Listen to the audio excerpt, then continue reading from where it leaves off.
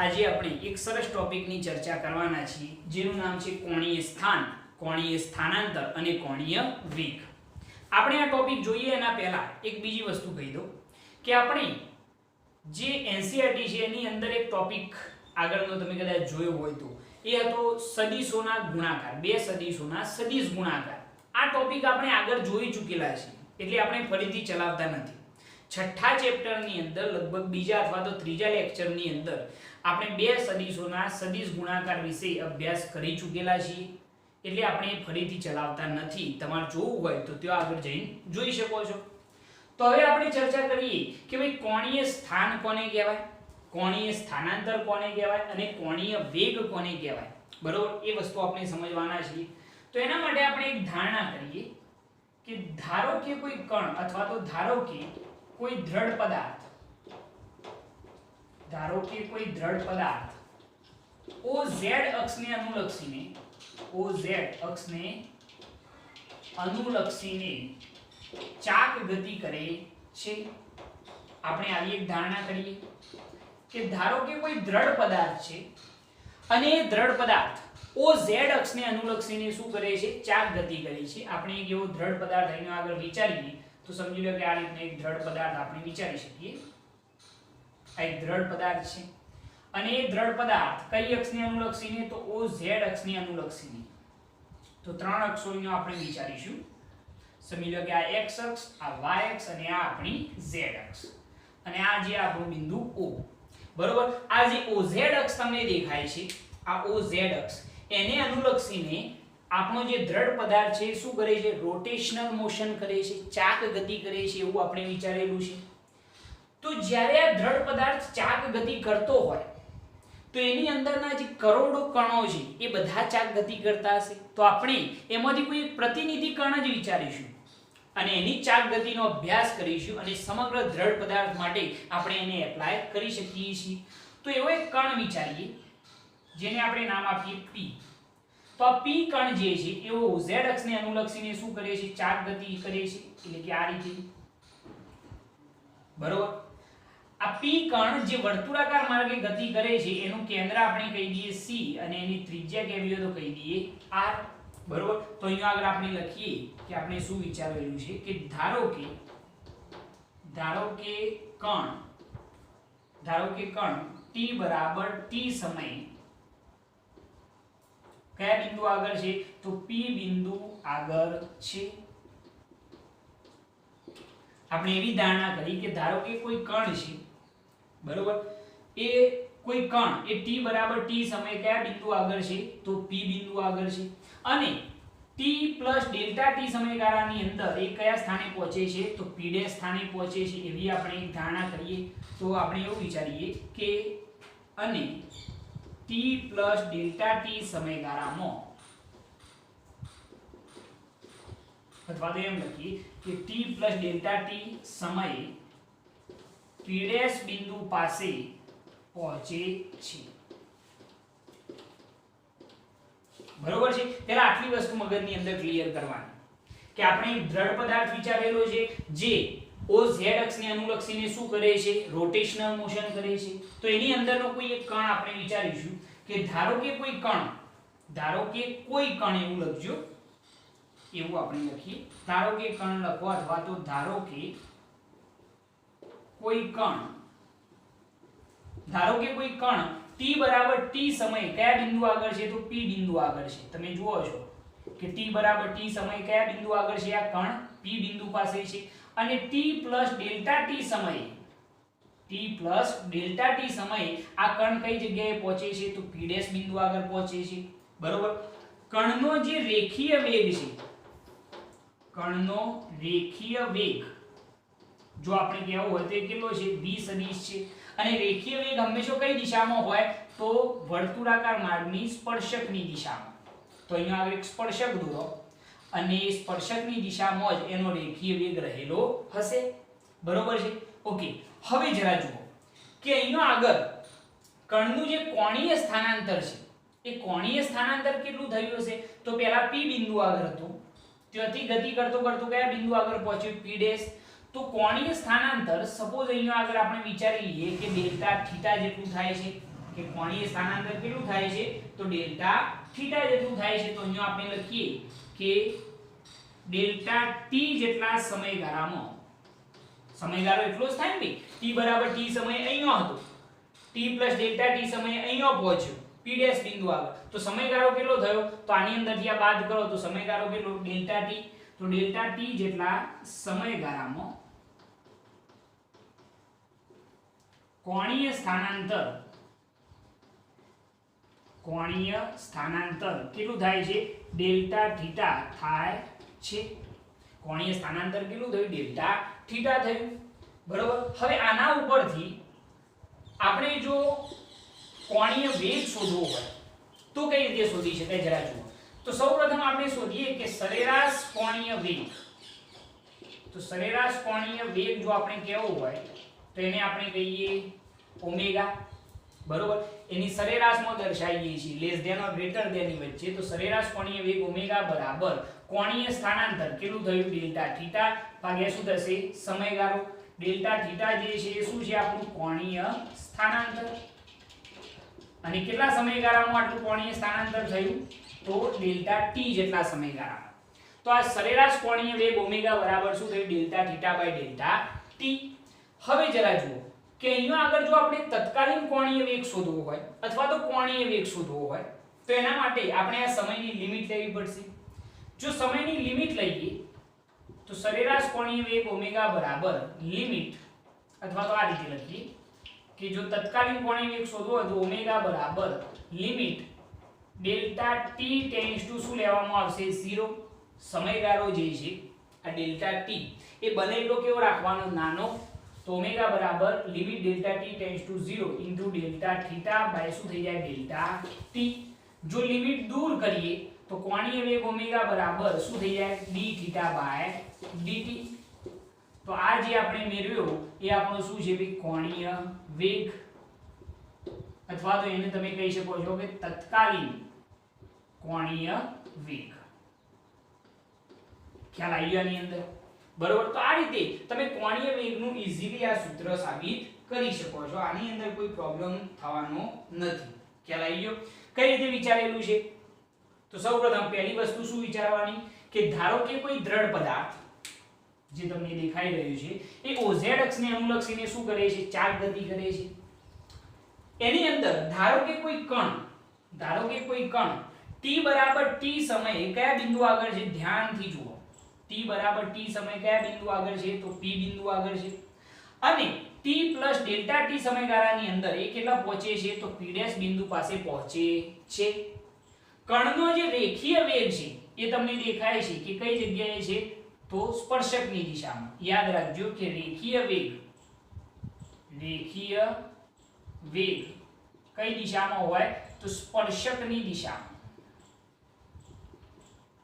બરોબર છે જે મેં બતાવેલો છે અને અહીંયા આગળ ડેલ્ટા ટી જેટલા સમયગાળામાં કોણીય સ્થાનાંતર કેટલું થાય છે તો ડેલ્ટા થીટા જેટલું થાય છે તો એના ઉપરથી સરેરાશ કોણીય વેગ લખવું હોય તો સરેરાશ કોણીય વેગ ઓમેગા બરાબર કોણીય સ્થાનાંતર ભાગ્યા સમયગાળો કેટલો થયો ડેલ્ટા ટી જો કોણીય વેગ શોધવો હોય તત્કાલીન કોણીય વેગ તો સમયની limit delta t tends to 0 લઈ લેવાની એટલે limit delta t tends to 0 into delta theta by delta t તો ઓમેગા બરાબર લિમિટ દૂર કરીએ તો શું થઈ જાય d થીટા બાય dt આ સૂત્ર યાદ રાખજો બરોબર છે પરફેક્ટ ઓકે હવે આના ઉપરથી આ તો આપણે કોણીય વેગનું સૂત્ર મેળવ્યું પરંતુ સાહેબ હવે એની વ્યાખ્યાઓ પણ લખવી પડશે તો આપણે એની વ્યાખ્યાઓ લખવાનો પ્રયત્ન કરીએ પહેલા તમે આટલી વસ્તુ નોટ કરી લો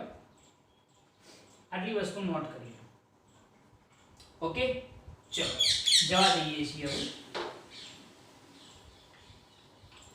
સૌપ્રથમ આપણે વ્યાખ્યા લખીએ કોણીય સ્થાનની બરોબર કે કોણીય સ્થાન કોને કહેવામાં આવે છે પછી કોણીય સ્થાનાંતરની વ્યાખ્યા લખીએ અને પછી કોણીય વેગની વ્યાખ્યા લખીએ તો ચલો સૌપ્રથમ કોણીય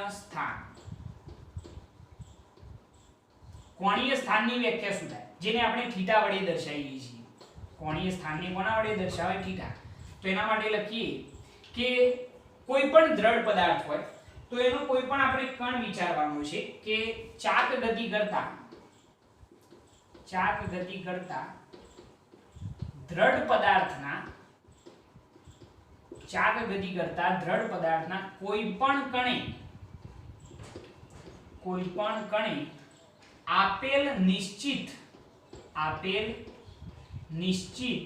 સંદર્ભ રેખા સાથે બનાવેલ ખૂણાને અથવા બનાવેલ કોણને શું કહેવામાં આવે છે?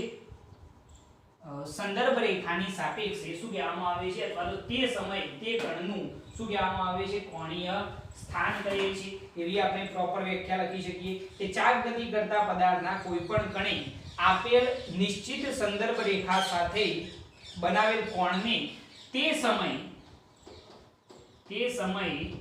તે કણનું શું કહેવામાં આવે છે? કોણીય સ્થાન કહે છે. બરોબર? વ્યાખ્યા જરા સમજજો કે વ્યાખ્યા શું કહેવામાં આવે છે કે ચાક ગતિ કરતા દ્રઢ પદાર્થના કોઈ પણ કણે આપેલ નિશ્ચિત સંદર્ભ રેખા સાથે બનાવેલ કોણને તે સમયે તે કણનું શું કહેવાય? કોણીય સ્થાન કહે છે. સમજી લો કે અહીંયા આગળ કોઈ દ્રઢ પદાર્થ છે સપોઝ, બરોબર? આ નિશ્ચિત સંદર્ભ રેખા છે, આ x અક્ષ. કોઈ સમયે કણ p બિંદુ પાસે છે તો આ જે p કણ છે એને નિશ્ચિત સંદર્ભ રેખા સાથે બનાવેલો જે ખૂણો છે એને શું કહેવામાં આવશે? કોણીય સ્થાન કહેવામાં આવશે. બરોબર? વ્યાખ્યા મુજબ જ છે. જો કે ચાક ગતિ કરતા દ્રઢ પદાર્થના કોઈ પણ કણે મોઢ થઈ જવી જોઈએ વ્યાખ્યા કે ચાક ગતિ કરતા દ્રઢ પદાર્થના કોઈ પણ કણે આપેલ નિશ્ચિત સંદર્ભ રેખા સાથે બનાવેલ કોણને તે સમયે તે કણનું શું કહેવામાં આવે છે? કોણીય સ્થાન કહે છે. બરોબર? આ કોણીય સ્થાનની વ્યાખ્યા થઈ ગઈ. એના પછી બીજી વ્યાખ્યા લખીએ, કોણીય સ્થાનાંતર. કોણીય સ્થાન જે છે એનો સંકેત ખ્યાલ આવી ગયો ને, થીટા વડે દર્શાવવામાં આવે છે અને કોણીય સ્થાનાંતર જે છે એને આપણે ડેલ્ટા થીટા વડે દર્શાવીએ છીએ. તો કોણીય સ્થાનાંતર કોને કહેવાય? તો કોણીય સ્થાનમાં થતા ફેરફારને શું કહેવાય છે? કોણીય સ્થાનાંતર કહે છે. વ્યાખ્યા લખવી હોય તેવી લખાય કે ચાક ગતિ કરતા દ્રઢ પદાર્થના કોઈ પણ કણના કોણીય સ્થાનમાં થતા ફેરફારને શું કહેવામાં આવે છે? કોણીય સ્થાનાંતર કહે છે. બરોબર? કે ચાક ગતિ કરતો જે દ્રઢ પદાર્થ છે એ દ્રઢ પદાર્થના કોઈ પણ કણના કોણીય સ્થાનમાં થતા ફેરફારને શું કહેવાય? કોણીય સ્થાનાંતર. સમજી લો કે t બરાબર 0 સમયે અહીંયા છે, ગતિ કરતો t બરાબર ડેલ્ટા t સમયે અહીંયા પહોંચે છે તો કોણીય સ્થાનમાં કેટલો ફેરફાર થયો? ડેલ્ટા થીટા જેટલો. ખ્યાલ આવ્યાની અંદર? તો ચાક ગતિ કરતા દ્રઢ પદાર્થના કોઈ પણ કણના કોણીય સ્થાનમાં થતા ફેરફારને શું કહેવાય? કોણીય સ્થાનાંતર કહે છે, જેને આપણે ડેલ્ટા થીટા વડે દર્શાવીએ. એના પછી ત્રીજી વ્યાખ્યા લખીએ આપણે, કોણીય વેગ, જેને આપણે ઓમેગા કહીએ છીએ. તો એનું તો સૂત્ર આપણે બનાવીએ ઓમેગા બરાબર d થીટા બાય dt. બરોબર? d થીટા એટલે કે શું કહેવાય? કોણીય સ્થાનાંતર અને આ જે છે એ શું છે? આપણો સમયગાળો. તો આના ઉપરથી વ્યાખ્યા તમે લખી શકો ને કે કોણીય સ્થાનાંતરના સમયની સાપેક્ષે વિકલન ફળને શું કહેવામાં આવે છે? કોણીય વેગ કહે છે. તો વ્યાખ્યા પ્રોપર આપણે એવી લખીશું કે ચાક ગતિ કરતા દ્રઢ પદાર્થના કોણીય સ્થાનાંતરના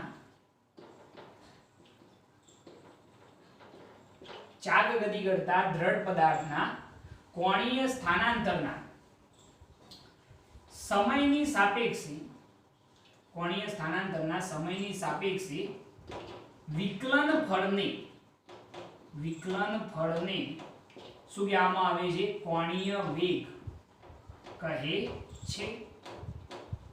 ચાક ગતિ કરતા દ્રઢ પદાર્થના કોણીય સ્થાનાંતરના સમયની સાપેક્ષે વિકલન ફળને દ્રઢ પદાર્થના કોણીય સ્થાનાંતરના ચાક ગતિ કરતા દ્રઢ પદાર્થના કોણીય સ્થાનાંતરના સમયની સાપેક્ષે વિકલન ફળને શું કહેવામાં આવે છે? કોણીય વેગ કહે છે. યાદ રાખજો કે કોણીય વેગ જે છે એ કેવી રાશિ છે? તો સદિશ રાશિ છે. બરોબર, આટલી વસ્તુ યાદ રાખવાની છે. કોણીય સ્થાનની વ્યાખ્યા, કોણીય સ્થાનાંતર અને કોણીય વેગ નોટ કરી લો અને નોટ કરવાની.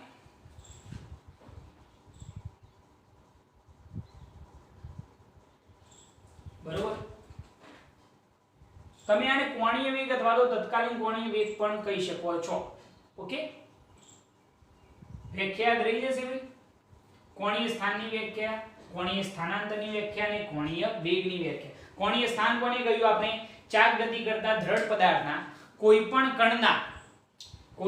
કણના નિશ્ચિત સંદર્ભ રેખા સાથે બનતા ખૂણાને શું કહેવામાં આવે છે? કોણીય સ્થાન કહે છે. વ્યાખ્યા જુઓ કે ચાક ગતિ કરતા દ્રઢ પદાર્થના કોઈપણ કણે આપેલ નિશ્ચિત સંદર્ભ રેખા સાથે બનાવેલા ખૂણાને શું કહેવામાં આવે છે? કોણીય સ્થાન કહે છે.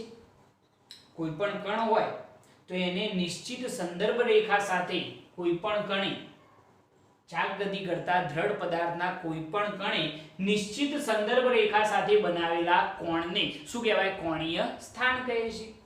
કોણીય સ્થાનાંતર કોને કહેવાય? તો કોણીય સ્થાનમાં થતા ફેરફારને વ્યાખ્યાયિત છે કે ચાક ગતિ કરતા દ્રઢ પદાર્થના કોઈપણ કણના કોણીય સ્થાનમાં થતા ફેરફારને શું કહેવાય? કોણીય સ્થાનાંતર. એના પછી કોણીય વેગ. કોની સાપેક્ષે વિકલન છે? કોણીય સ્થાનાંતરના સમયની સાપેક્ષે વિકલન ફળને શું કહેવાય? કોણીય વેગ કહે છે. અને કેવી રાશિ છે? તો સદિશ રાશિ છે. ઓકે, ચલો આટલી વસ્તુ નોટ કરો. આ વસ્તુ ખાસ તમારે સમજવાની છે, કારણ કે આના વગર મજા નહીં આવે. નોટ કરો. ઓકે, એક પોઈન્ટ આની અંદર એડ કરવાનો છે. એ પોઈન્ટ કયો છે જરા જુઓ કે આપણે જે કોણીય વેગ છે એની દિશા કઈ તરફ લેવી એ વસ્તુ આપણે સમજવાની છે. બરોબર, તો કોણીય વેગની જે દિશા છે એ કોણીય વેગની દિશા જમણા હાથના સ્ક્રૂના નિયમ પરથી જાણી શકાય છે. જમણા હાથના સ્ક્રૂના નિયમ પરથી જાણી શકાય છે. આ વસ્તુ ધ્યાન રાખજો. આ વસ્તુ તમને MCQ ની અંદર પૂછી શકાય છે કે કોણીય વેગની જે દિશા છે એ કયા નિયમ પરથી જાણી શકાય? તો તમારો જવાબ શું આપવાનો છે કે જમણા હાથના સ્ક્રૂના નિયમ પરથી કોણીય વેગની દિશા જાણી શકાય છે. હવે જમણા હાથનો સ્ક્રૂ કઈ રીતે યુઝ કરવો એ કહી દઉં. સમજી લો કે આ રીતે કોઈ દ્રઢ પદાર્થ હોય, આ દ્રઢ પદાર્થની અક્ષ હોય અને દ્રઢ પદાર્થ સપોઝ સમઘડી દિશામાં ગતિ કરતો હોય આમ, તો આપણે શું કરવાનું કે એની અક્ષ ઉપર જમણા હાથનો સ્ક્રૂ મૂકવાનો. સ્ક્રૂ જે છે એ આ રીતનો હોય. બરોબર, આ રીતનો સ્ક્રૂ હોય ને. બરોબર, સ્ક્રૂ મૂકી અને આપણે સ્ક્રૂ તો ફેરવેલો જ હશે ને. સ્ક્રૂને તમે આ રીતે ફેરવો, જે દિશામાં ભ્રમણ થઈ રહ્યું હોય, જે દિશામાં ચાક ગતિ થતી હોય એ દિશામાં જો આપણે સ્ક્રૂ ફેરવીએ અને સ્ક્રૂ જે દિશામાં ગતિ કરે એ દિશામાં કોણીય વેગની દિશા હશે. તમે સમજી લો કે આને આ રીતે ફેરવો તો એ કઈ તરફ ગતિ કરશે? અંદરની તરફ. એટલા માટે કોણીય વેગ કઈ તરફ હશે? આ દિશામાં હશે. કોણીય વેગ અંદરની તરફ છે એટલે કે સ્ક્રૂ અંદરની તરફ જાય છે. એટલા માટે કોણીય વેગ જે છે કેવો લેવામાં આવે છે? ઋણ લેવામાં આવે છે. ઓકે, સપોઝ આપણે એવું વિચારીએ કે આ દ્રઢ પદાર્થ હોય અને આ આપણી અક્ષ છે અને કદાચ દ્રઢ પદાર્થ વિષમઘડી દિશામાં ગતિ કરતો હોય તો એના માટે જમણા હાથનો સ્ક્રૂ મૂક્યો, ચલો એને ફેરવો તો એ કઈ તરફ આવશે?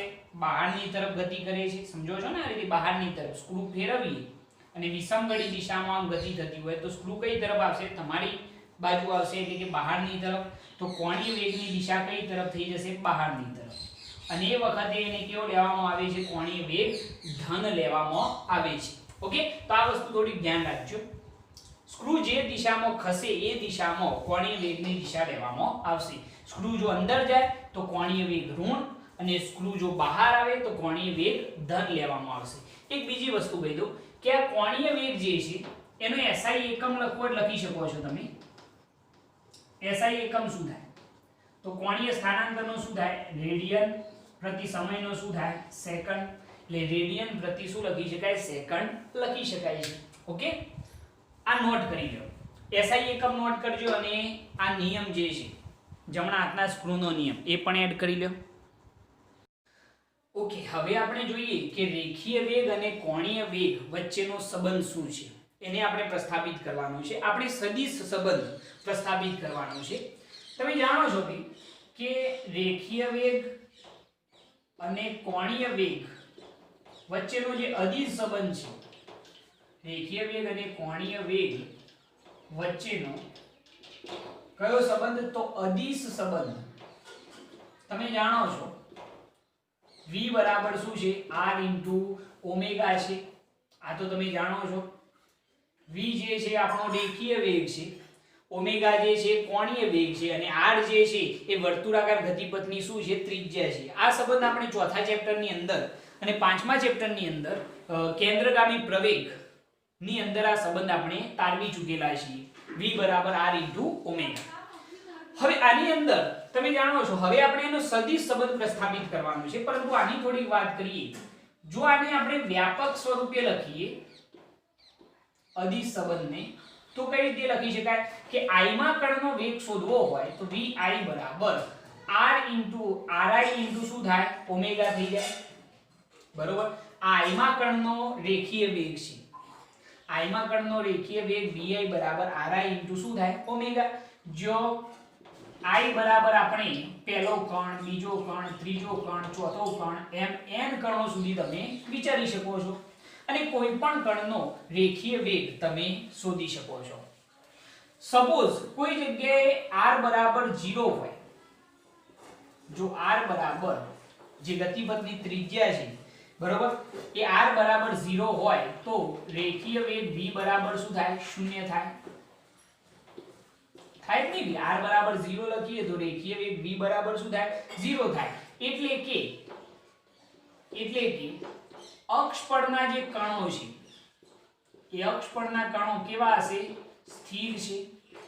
મતલબ તો એવો જ થાય ભાઈ કે જો આપણે r બરાબર 0 લઈ લઈએ તો રેખીય વેગ v બરાબર શું થઈ જાય? 0 થઈ જાય. મતલબ કે r બરાબર 0 ક્યારે આવશે? કે જ્યારે એ કણ કયો આગળ હોય? તો અક્ષ પર હોય. બરોબર છે. જે r અંતર છે એ અક્ષથી અંતર છે અને જો r બરાબર 0 લઈ લઈએ તો એ કણ કઈ જગ્યાએ આવી જાય? અક્ષ પર આવી જશે. જો કણ અક્ષ પર હોય તો એનો મતલબ એમ કે અક્ષ પરના જે કણો છે એ કેવા છે? સ્થિર છે. એવું આપણે વિચારી શકીએ. તો આ બધી જે ચર્ચા છે એ તો આપણા અદિશ સંબંધ માટેની છે. હવે આપણે સદિશ સંબંધ કઈ રીતે પ્રસ્થાપિત કરી શકીએ એ જોવાનું છે કે v સદિશ બરાબર r સદિશ ગુણ્યા ઓમેગા સદિશ લખવું કે પછી v સદિશ બરાબર ઓમેગા સદિશ ગુણ્યા r સદિશ લખવું, કારણ કે બંનેની દિશા ચેન્જ થાય. તો આપણે એ વસ્તુ સમજવાના છીએ. તો એના માટે આપણે એક ધારણા કરીએ કે ધારો કે કોઈ દ્રઢ પદાર્થ z અક્ષને અનુલક્ષીને શું કરે છે? તો ચાક ગતિ કરે છે. આપણે એક દ્રઢ પદાર્થ વિચારવાનો છે જે z અક્ષને અનુલક્ષીને શું કરે છે? ચાક ગતિ કરે છે. બરોબર. એવો એક દ્રઢ પદાર્થ તમે વિચારી શકો છો. સપોઝ આ રીતનો એક દ્રઢ પદાર્થ આપણે વિચારી લઈએ. બરોબર છે. અને z અક્ષને અનુલક્ષીને ચાક ગતિ કરે છે એટલે ત્રણ અક્ષો આપણે વિચારવી પડશે. બરોબર. સમજી લો કે આ x અક્ષ, આ y અક્ષ અને આ આપણી z અક્ષ. ઓકે. આ જે છે ઉગમ બિંદુ O છે. હવે આ દ્રઢ પદાર્થ આ z અક્ષને અનુલક્ષીને ચાક ગતિ કરે છે. એની અંદર આપણે કોઈ એક કણ, પ્રતિનિધિ કણ વિચારીએ, p કણ. બરોબર. તો આ જે p કણ છે એ z અક્ષને અનુલક્ષીને શું કરે છે? ચાક ગતિ કરે છે. એટલે વર્તુળાકાર પથ પર આ કણ જે છે આમ આ રીતે ગતિ કરતો હશે. આ જે કણ છે એ આ રીતે વર્તુળાકાર પથ પર ગતિ કરતો હોય છે એવું આપણે વિચારી શકીએ છીએ. જે ગતિપથની ત્રિજ્યા, આનું કેન્દ્ર કેવું હોય ગતિપથનું? આ વર્તુળાકાર ગતિપથનું કેન્દ્ર કયું છે? c છે. બરોબર. જો ગતિપથની ત્રિજ્યા કેવી હોય તો આપણે એની ત્રિજ્યા કહી શકીએ છીએ r છે. બરોબર. એની ત્રિજ્યા શું કહેવાય? r કહી શકાય. ઓકે. હવે જરા જુઓ કે અહીંયા આગળ જે p કણ છે એનો ઉગમ બિંદુથી એનો સ્થાન સદિશ જો આપણે લખવું હોય તો ઉગમ બિંદુથી એનો સ્થાન સદિશ જે છે એ આપણે બતાવી દઈએ કે ઉગમ બિંદુથી એનો જે સ્થાન સદિશ છે એ કેટલો છે? r સદિશ છે. બરોબર. અહીંયા આગળ લખવું હોય એવું લખીએ કે p કણનો ઉગમ બિંદુથી સ્થાન સદિશ કયો દેખાય છે તમને? તો r સદિશ છે એવું આપણે કહી શકીએ. ઓકે. હવે જરા જુઓ કે અહીંયા આગળ આપણે v સદિશ બરાબર r સદિશ ગુણ્યા ઓમેગા સદિશ લખવું કે પછી ઓમેગા સદિશ ગુણ્યા r સદિશ લખવું? સાહેબ બેમાંથી કયું લખવું એ એક મોટો પ્રશ્ન છે.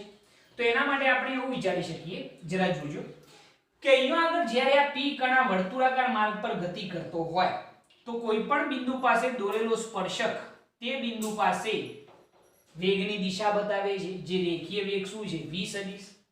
જો આપણે અહીંયા આગળ કોણીય વેગની દિશા જાણવી હોય તો જમણા હાથના સ્ક્રૂના નિયમ પરથી તમે જાણી શકો છો. સપોઝ આ જે પદાર્થ છે એ સમઘડી દિશામાં ચાક ગતિ કરે છે, તો આપણે અક્ષ ઉપર જમણા હાથનો સ્ક્રૂ મૂકીએ અને આમ સમઘડી દિશામાં ફેરવીએ તો એ કઈ તરફ જશે? ઉપરની તરફ જશે. સમજો છો? અહીંયા આગળ મૂક્યો, સમઘડી દિશામાં એને ફેરવ્યો તો એ કઈ તરફ જાય છે? ઉપરની તરફ. તો કોણીય વેગની દિશા કઈ તરફ હશે? ઉપરની તરફ હશે, આમ હશે. જે આપણે અહીંયા આગળ બતાવ્યું તો આમ બતાવી શકીએ ઓમેગા સદિશ. બરોબર છે. ઓકે. હવે જરા જુઓ કે આપણી જોડે બે સૂત્રો છે. અદિશ સંબંધ આવો હતો v બરાબર r * ઓમેગા. હવે અહીંયા આગળ સદિશ સંબંધ જ્યારે લખવા જઈએ તો આપણે આ રીતે લખી શકીએ કે v સદિશ બરાબર r સદિશ ગુણ્યા ઓમેગા સદિશ લખવું કે પછી v સદિશ બરાબર ઓમેગા સદિશ ક્રોસ r સદિશ લખવું. બેમાંથી કયો સંબંધ સાચો છે એ વસ્તુ આપણે સમજવાની છે. તો સૌપ્રથમ આપણે ટ્રાય કરીએ આનું. બરોબર. આ સાચો નથી સંબંધ. કેમ સાચો નથી એ પણ હું કહું છું. સૌપ્રથમ આપણે v સદિશ બરાબર ઓમેગા સદિશ ક્રોસ r સદિશ સંબંધ મેળવવાનો ટ્રાય કરીએ. તો અહીંયા આગળ આપણે એની જમણી બાજુ ટ્રાય કરીએ તો ઓમેગા સદિશ ક્રોસ r સદિશ બરાબર લખવું હોય તો ઓમેગા સદિશ ક્રોસ r સદિશ બરાબર, ધ્યાનથી જુઓ, આ r સદિશ ઉગમ બિંદુની સાપેક્ષે p કણનો સ્થાન સદિશ છે. આ દેખાય છે તમને? આ જે છે ઉગમ બિંદુની સાપેક્ષે p કણનો સ્થાન સદિશ છે, એટલે કે કયો સદિશ કહેવાય? OP સદિશ કહેવાશે. કયો સદિશ છે? આ OP સદિશ. બરોબર. તો આપણે એને કહી શકીએ છીએ OP સદિશ. બરોબર છે. ઓમેગા સદિશ ક્રોસ r સદિશ. તો ઓમેગા સદિશ ક્રોસ r સદિશ બરાબર કયો સદિશ છે? OP સદિશ. હવે આપણે જે OP સદિશ છે એની અંદર ત્રિકોણની રીતનો યુઝ કરી શકીએ. OP સદિશના બે ઘટકો વિચારવા હોય તો બે ઘટકો કયા આવશે જરા જુઓ. તો OP સદિશ બરાબર r સદિશ છે, આ સદિશ. બરોબર. એના બે ઘટકો, એક આવશે OC સદિશ અને બીજો આવશે અહીંયા આગળનો સદિશ, જે કયો થઈ જશે? લગભગ આને સમાંતર વિચારો તો એ કયો થઈ જાય? CP સદિશ થઈ જશે.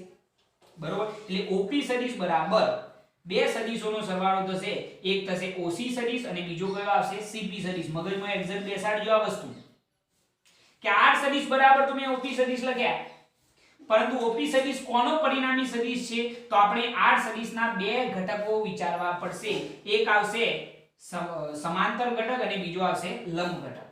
બરોબર છે. તો સમાંતર ઘટક કયો છે? OC. બીજો ઘટક આપણે આ વિચારીશું, એને સમાંતર અહીંયા વિચારીએ તો એ કયો થાય? CP સદિશ થાય. સમજો છો આટલી વસ્તુ? તો OP સદિશ બરાબર OC સદિશ વત્તા શું થઈ જાય? CP સદિશ થઈ જશે. તો એના માટે આપણે લખીએ તો ઓમેગા સદિશ ક્રોસ r સદિશ બરાબર ઓમેગા સદિશ ક્રોસ OP સદિશ બરાબર કોનો કોનો સરવાળો? તો OC સદિશ વત્તા CP સદિશ. OC સદિશ વત્તા શું થાય? CP સદિશ. Okay, perfect. હવે જરા જુઓ, ઓમેગા સદિશની અંદર ગુણીએ તો ઓમેગા સદિશ ક્રોસ r સદિશ બરાબર ઓમેગા સદિશ ક્રોસ OC સદિશ વત્તા ઓમેગા સદિશને આની સાથે ગુણો તો ઓમેગા સદિશ ક્રોસ શું થઈ જાય? CP સદિશ. ઓમેગા સદિશની અંદર ગુણી કાઢ્યા છે. ઓકે. હવે જરા જોજો કે આ જે સૂત્ર બન્યું છે એની અંદર આનો મતલબ શું થાય? આનો જો એની હું વાત કરું તો ઓમેગા સદિશ અહીંયા આગળ એવું લખીએ we know ઓમેગા સદિશ ક્રોસ OC સદિશ બરાબર ઓમેગા OC શું થાય? sin થીટા થઈ જાય. બરોબર. બે સદિશોનો ક્રોસ ગુણાકાર હોય તો ઘટક કયો લાગે? sin થીટા. ઓમેગા ઇન્ટુ ઓસી ઇન્ટુ શું થાય સાઈન થીટા. હવે જરા ધ્યાનથી જુઓ કે કોણીય વેગ ઓમેગા સદિશ, કોણીય વેગ જે આપણો આ ઓમેગા સદિશ છે અને ઓસી સદિશ બંને કઈ દિશામાં છે? તો સાહેબ તમે ધ્યાનથી જોઈએ તો ઓમેગા સદિશ આ દિશામાં છે અને ઓસી સદિશ પણ એ દિશામાં છે. તો બંને વચ્ચેનો એંગલ કેટલો થયો સાહેબ? થીટા બરાબર 0. તો અહીંયા આગળ આ બંને એકબીજાને સમાંતર છે. ઓમેગા સદિશ અને ઓસી સદિશ બંને એક જ દિશામાં હોવાથી થીટા બરાબર 0. તો થીટા બરાબર 0 હોય sin 0 ની કિંમત 0. 0 ગુણ્યા કોઈ પણ સંખ્યા જવાબ કેટલો થઈ જાય? 0 થઈ જાય. એટલે ઓમેગા સદિશ ક્રોસ ઓસી સદિશ બરાબર તો કેટલા થઈ ગયા? 0 થઈ ગયા. મતલબ કે આનો જવાબ તો 0 થઈ ગયો. આનો જવાબ તો કેટલો થઈ ગયો? 0. હવે વધ્યા એકલા આયા, બરોબર છે. તો એને આપણે લખીએ તો શું થાય જરા જો. ઓમેગા સદિશ ક્રોસ r સદિશ બરાબર આ તો 0 થઈ ગયા ને. હવે ખાલી આ જ લખવાનું. ઓમેગા સદિશ ક્રોસ શું થશે? cp સદિશ. જો આપણે એની કિંમત લખીએ તો શું થાય જરા જોજો કે અહીંયા આગળ ઓમેગા સદિશ ક્રોસ cp સદિશ એટલે ઓમેગા ઇન્ટુ cp ઇન્ટુ શું થઈ જાય? sin થીટા થઈ જશે. થાય ને આપણે સદિશ સ્વરૂપ દૂર કરીએ તો ઓમેગા ઇન્ટુ cp ઇન્ટુ શું થાય? sin theta. થીટા બરાબર અહીંયા કેટલા છે? જરા ધ્યાનથી જુઓ કે ઓમેગા સદિશ આમ છે, cp સદિશ આમ છે. મતલબ કે ઓમેગા સદિશ અને cp સદિશ વચ્ચેનો એંગલ કેટલો છે? 90 ડિગ્રી. આ જે છે આપણો કયો ઘટક કહેવાય? લંબ ઘટક કહેવાય. બરોબર છે. આ cp સદિશ કયો ઘટક કહેવાશે? r સદિશનો લંબ ઘટક કહેવાશે. એટલે ઓમેગા સદિશ અને cp સદિશ બંને એકબીજાને લંબ છે એટલા માટે બંને વચ્ચેનો એંગલ કેટલો થાય? 90 ડિગ્રી. sin 90 ની કિંમત 1 થઈ જાય તો ઓમેગા ઇન્ટુ cp બરાબર શું લખવામાં આવશે? r લંબ લખવામાં આવશે. બરોબર. તો ઓમેગા સદિશ ક્રોસ r સદિશ ની જગ્યાએ આપણે શું લખી શકીએ? ઓમેગા ઇન્ટુ r લંબ લખી શકાય. મતલબ કે શું થયું? r લંબ એટલે કે આ લંબ જે છે એ તો વર્તુળાકાર ગતિપથની શું છે ભાઈ? ત્રિજ્યા છે. મતલબ કે અહીંયા આગળ આપણને v સદિશનું મૂલ્ય આપે છે. આ શું આપે છે? v સદિશનું મૂલ્ય આપે છે. એટલે કે અહીંયા આગળ જો આપણે સંબંધ લખવો હોય તો આમ આ જે છે ઉપરનું સૂત્ર v સદિશનું શું આપે છે? મૂલ્ય આપે છે. v બરાબર r ઇન્ટુ શું થઈ જાય? ઓમેગા. બરોબર છે. અથવા ઓમેગા ઇન્ટુ r લખો. v બરાબર ઓમેગા ઇન્ટુ શું થાય? r. આ લંબ બરાબર કેવું હોય તો આપણે શું કહી શકીએ? r કહી શકીએ છીએ ને ભાઈ. એટલા માટે આપણે એવું કહી શકીએ કે આ લંબ જે છે એ v સદિશનું શું આપે છે? મૂલ્ય આપે છે. બરોબર છે. રેખીય વેગ જે v સદિશ છે એનું શું આપે છે? મૂલ્ય આપે છે. અને એના ઉપરથી આપણે એવું કહી શકીએ કે આમ v સદિશ બરાબર ઓમેગા સદિશ ક્રોસ r સદિશ સાચું સૂત્ર છે. બરોબર. કારણ કે આપણે આ જ કહ્યું હતું ને ભાઈ કે આપણે રેખીય વેગ અને કોણીય વેગ વચ્ચેનો અદિશ સંબંધ શું હતો? તો v બરાબર r ઇન્ટુ ઓમેગા. અહીંયા આગળ જ્યારે આપણે કિંમત એપ્લાય કરી તો આપણને આ સૂત્ર ફરીથી મળી જાય છે સદિશ સ્વરૂપની અંદર v બરાબર r ઇન્ટુ ઓમેગા. મતલબ કે સંબંધ કયો સાચો છે? તો v સદિશ બરાબર ઓમેગા સદિશ ક્રોસ r સદિશ સાચો છે. તમે કહેશો કે સાહેબ v સદિશ બરાબર r સદિશ ક્રોસ ઓમેગા સદિશ કેમ સાચું નથી? તો એના માટે જમણા હાથના સ્ક્રૂના નિયમનો યુઝ કરો. આ ઓમેગા છે, આ r સદિશ છે. બરોબર. ઓમેગા અને r સદિશ આમ વિચારો ઉગમ બિંદુની સાપેક્ષે. તમે ઓમેગા સદિશ ક્રોસ r સદિશ તમે આમ ફેરવો છો તો સ્ક્રૂ કઈ તરફ જાય? અંદરની તરફ. એટલે કે રેખીય વેગ આ તરફ છે. જુઓ જો હું અહીંયા r સદિશ ક્રોસ ઓમેગા સદિશ કરું તો r સદિશ અહીંયા છે, ઓમેગા સદિશ અહીંયા છે. દેખાય છે? r સદિશ અહીંયા, ઓમેગા સદિશ અહીંયા. તો આમ ઉલટો ફેરવો તો સ્ક્રૂ કઈ તરફ આવે? બહારની તરફ. એટલે રેખીય વેગ આમ થઈ જાય, જે શક્ય નથી. સમજો છો? ફરીથી કહું કે અહીંયા આગળ આપણે સંબંધ આવ્યો સાચો કયો? બરોબર. ઓમેગા સદિશ ક્રોસ r સદિશ. તો અહીંયા આપણે અક્ષ ઉપર વિચારીએ તો ઓમેગા સદિશ આમ છે, r સદિશ આમ છે. તો આપણે આમ ફેરવવાનું. તો આમ ફેરવીએ તો રેખીય વેગ p બિંદુ પાસે કઈ જગ્યાએ મળે છે? આમ મળે છે. જુઓ સ્ક્રૂ અંદરની તરફ જાય છે. પરંતુ જો હું r સદિશ ક્રોસ ઓમેગા સદિશ કરું, r સદિશ ક્રોસ ઓમેગા સદિશ કરું તો સ્ક્રૂ મારે આમ ફેરવવું પડે. તો સ્ક્રૂ કઈ તરફ આવે? બહારની તરફ, મતલબ કે રેખીય વેગ આમ થઈ જાય, જે શક્ય નથી. એટલે આ સંબંધ સાચો નથી, આ સંબંધ શું છે ભાઈ? સાચો છે. ખ્યાલ આવ્યો આની અંદર? આટલી વસ્તુ તમારા માઇન્ડમાં સેટ થવી જોઈએ, તો જ આની અંદર તમને મજા આવશે. બરોબર? આ સાચો સંબંધ છે. તો આના માટે આપણે શું વિચાર્યું છે? આ તો અદિશ સંબંધ છે. સદિશ સંબંધની અંદર આપણે એવું વિચારવાનું કે ધારો કે કોઈ દ્રઢ પદાર્થ z અક્ષને અનુલક્ષીને ચાક ગતિ કરે છે, જે બતાવેલો છે, જેમાં p કણનો ઉગમ બિંદુથી સ્થાન સદિશ શું છે? r સદિશ છે, જે દેખાય છે. ઓકે, હવે આપણી જોડે બે સૂત્રો છે. હવે બેમાંથી આ સૂત્ર સાચું છે. v સદિશ બરાબર ઓમેગા સદિશ ક્રોસ r સદિશ, તો આપણે એને ધ્યાનમાં લીધું.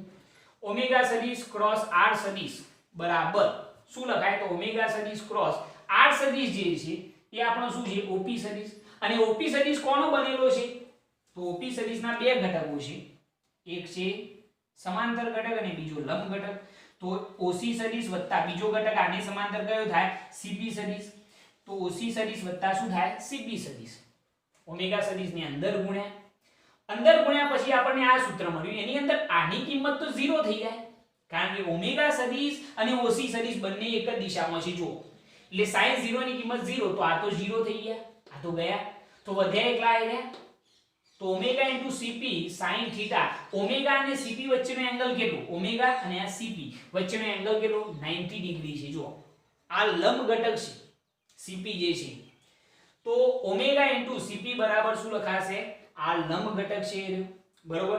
ઉપરનું સૂત્ર v સદિશનું શું આપે છે? મૂલ્ય આપે છે. ઓમેગા શું થાય? r થઈ જાય. બરોબર? એટલે આપણે એવું લખી શકીએ કે v બરાબર ઓમેગા r. અને જો સદિશ સ્વરૂપે લખવું હોય તો આ સૂત્ર સાચું રહેશે. v સદિશ બરાબર ઓમેગા સદિશ ક્રોસ r સદિશ. ખ્યાલ આવી ગયો આની અંદર? ઓકે, ચલો આટલી વસ્તુ નોટ કરો. એના પછી એક બીજી બાબતની થોડીક ચર્ચા કરીએ આની અંદર.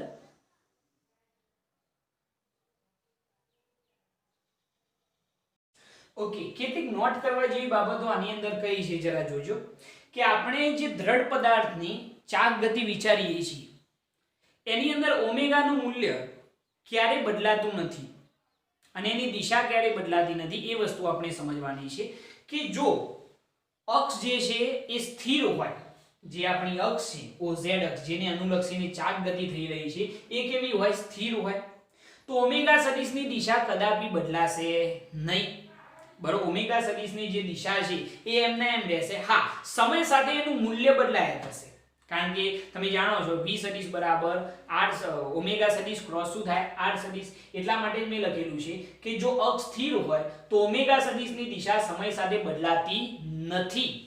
સ્થિર છે ભાઈ, તો ઓમેગા સદિશ જે દિશામાં હોય એ જ દિશામાં રહે, પરંતુ તેનું મૂલ્ય સમય સાથે શું થયા કરે છે? બદલાયા કરે છે. ખ્યાલ આવી ગયો એની અંદર? કારણ કે ઓમેગા બરાબર delta theta by delta t, કોણીય સ્થાનાંતર થાય તો ઓમેગાનું મૂલ્ય ચેન્જ થશે. દિશા બદલાશે નહીં. દિશા સમય સાથે બદલાતી નથી, પરંતુ મૂલ્ય સમય સાથે શું થાય છે? બદલાય છે. સમજો છો કે અક્ષ સ્થિર હોય તો ઓમેગા સદિશની દિશા બદલાય નહીં, એનું મૂલ્ય સમય સાથે બદલાઈ શકે છે. ઓકે, અને બીજી વસ્તુ કે જો અક્ષ સ્થિર ન હોય, આજે આપણી જે અક્ષને અનુલક્ષીને ચાક ગતિ થઈ રહી છે એની અક્ષ સ્થિર ના હોય, જેવો કે ટેબલ ફેન, તો એની અક્ષ જે છે સ્થિર નથી. જો અક્ષ સ્થિર ના હોય તો આપણી જે કોણીય વેગ છે એની દિશા સતત શું થયા કરે છે? સમય સાથે બદલાયા કરે છે. મેં લખ્યું છે ઓમેગા સદિશ જે કોણીય વેગ છે એની દિશા પણ સમય સાથે બદલાયા કરે છે. ખ્યાલ આવી ગયો આની અંદર? ટૂંકમાં એક જ વસ્તુ કે જો અક્ષ સ્થિર હોય તો કોણીય વેગની દિશા બદલાય નહીં. હા, મૂલ્ય બદલાયા કરશે. અને જો અક્ષ સ્થિર ન હોય તો ઓમેગા સદિશની દિશા પણ સમય સાથે બદલાયા કરે છે. આમ વ્યાપક રીતે આપણે એવું કહી શકીએ કે આપણે કોણીય વેગ ઓમેગા સદિશનું મૂલ્ય અને દિશા બંને બદલી શકીએ છીએ. બરોબર? તો આટલી વસ્તુ તમારે નોટ કરવાની છે. બહુ મહત્વની વસ્તુ છે, MCQ ની અંદર પૂછી શકાય એવી. બરોબર? એટલે આને વ્યવસ્થિત નોટ કરી લેજો. ઓકે, નોટ કરી લો આને. ખૂબ મહત્વની વસ્તુ છે આ. ઓકે, હવે આપણે એક નાનકડો ટોપિક જોઈ લઈએ, કોણીય પ્રવેગ. દાખલાઓની અંદર આનો જબરજસ્ત ઉપયોગ થશે. કોણીય પ્રવેગ, જેને આપણે આલ્ફા વડે દર્શાવીએ છીએ, એની વ્યાખ્યા બહુ સિમ્પલ છે. વ્યાખ્યા શું છે જરા જુઓ કે કોણીય વેગના ફેરફારના સમય દરને કોણીય વેગના ફેરફારના સમય દરને શું કહેવામાં આવે છે? કોણીય પ્રવેગ આલ્ફા કહે છે. સિમ્પલ વ્યાખ્યા થઈ ગઈ કે ચાક ગતિ કરતો કોઈ દ્રઢ પદાર્થ આપણે વિચારીએ, એના કોઈ એક કણના કોણીય વેગના ફેરફારના સમય દરને શું કહેવાય છે? કોણીય પ્રવેગ, જેને આપણે આલ્ફા વડે દર્શાવીએ છીએ. બરોબર? એટલે તમને ખ્યાલ આવી ગયો કે આલ્ફા બરાબર d ઓમેગા બાય dt થઈ જશે. ઓકે. એક બીજી વસ્તુ આની અંદર ધ્યાન રાખો કે સ્થિર ભ્રમણાક્ષ માટે ઓમેગા સદિશ અને કોણીય પ્રવેગ આલ્ફા સદિશ ની દિશા કેવી હોય છે? એક જ હોય છે. ખૂબ મહત્વનો ટોપિક કે ભ્રમણાક્ષ જે છે એ કેવી હોય? સ્થિર હોય.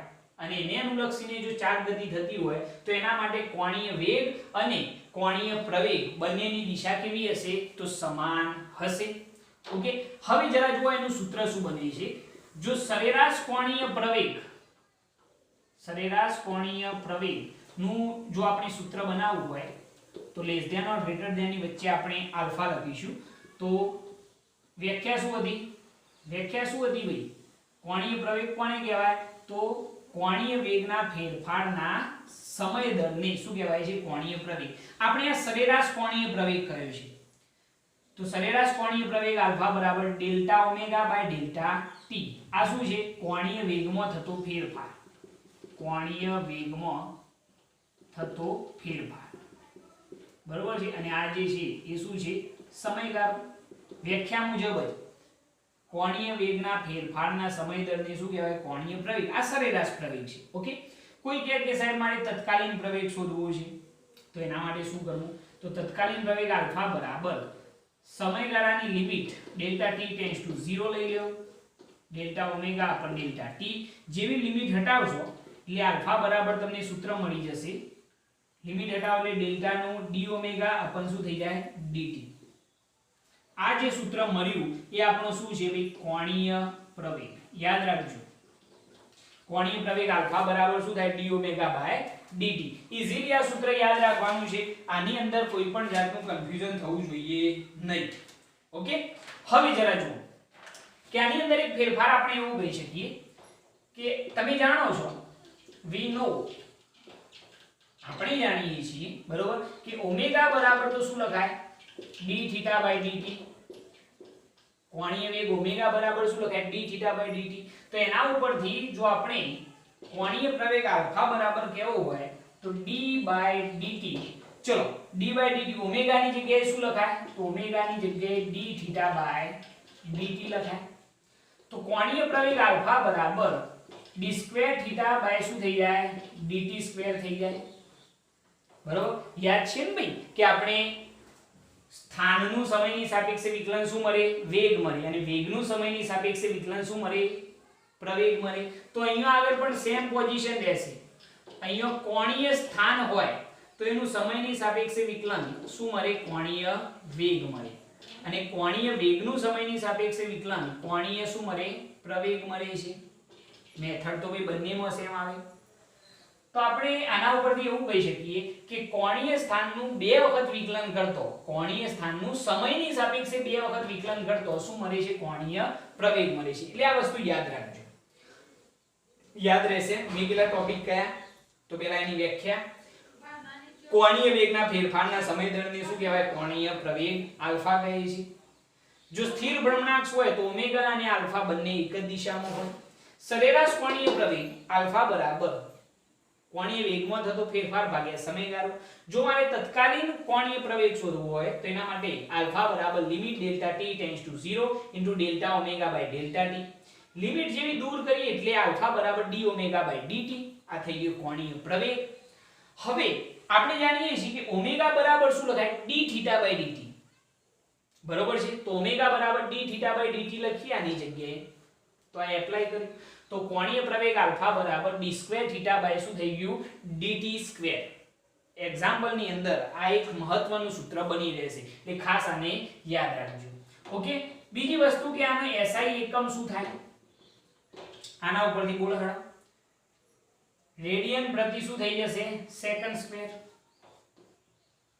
એટલે હવે એ જ થાય ને બરોબર કોણીય વેગનો શું થાય રેડિયન પ્રતિ સેકન્ડ બરોબર નીચે સમયગાળો એક વધારાનો છે એટલે રેડિયન પ્રતિ શું થઈ જાય સેકન્ડ સ્ક્વેર SI એકમ કેવો હોય તો m0 l0 t - 2 થઈ જશે બરોબર આ થઈ ગયો કોણીય પ્રવેગ અને કોણીય પ્રવેગ કેવી રાશિ છે તો સદિશ રાશિ છે કોણીય પ્રવેગ કેવી રાશિ છે તો સદિશ રાશિ છે ક્લિયર આટલી વસ્તુ આ નોટ કરજો અને મોસ્ટ ઇમ્પોર્ટન્ટ વસ્તુ છે એટલે આને કદાપી ભૂલતા નહીં નોટ કરી લો અને આ થઈ ગયો આપણો કોણીય પ્રવેગ